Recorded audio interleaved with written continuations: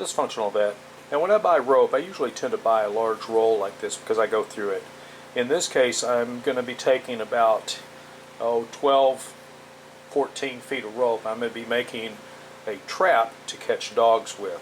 And you say, how on earth do you catch dogs? Well, you lure them into the kennel using some kind of treat they want. You use the rope to pull the gate shut while you're in there with the dogs, and then you fight the dogs to get out. And in this case, this is a necessary evil because of some stuff I need to do. I need to get the dogs contained.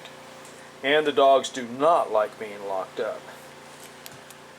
So I have cut this rope. This is 1/4 inch braid, twisted braid, and I'm going to now cure this rope. What I'm going to end up with is going to look like this. There are two ways you can do this. You apply fire to it, you set this on fire, you let it burn for a little bit, and then you use a piece of cardboard and you twist it, which I'm going to film in just a second.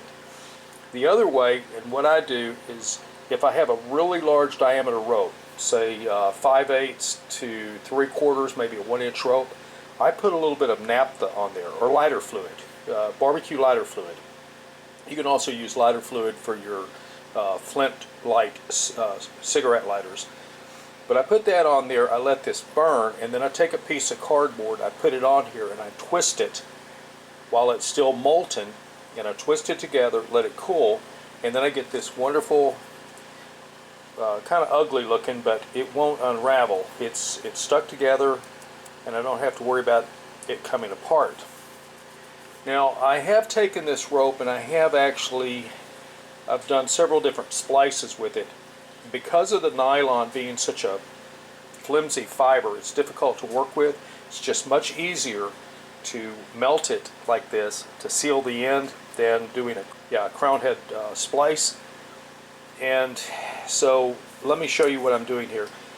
I am going to be adding a drop of oil to it. This oil, now you can use any kind of a light oil. I just happen to be using chain oil because it's in my can that I use to lubricate things like drills and stuff.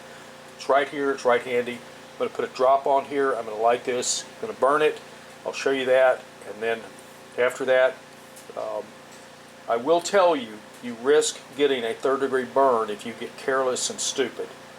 Again, a 3rd-degree burn is nothing to laugh at. That's a serious burn.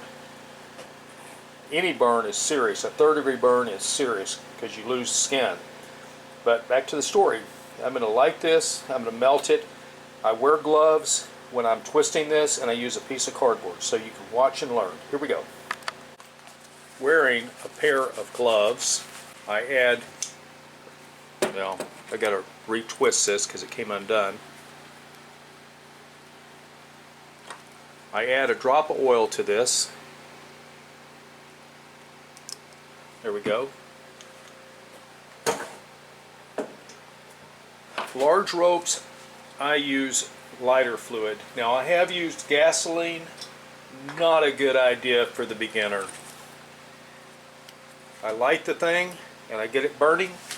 This is where you can get burned because I'm going to be underneath here with this lighter, so I have my hand tilted away, the fire over here, so if it drips, I won't get hit. But here we go. I start melting it, start preheating it, melting it, trying to get the nylon and the oil to burn. Alright, it's on fire. See, there we go. I've got my cardboard, I put it in, and I twist it.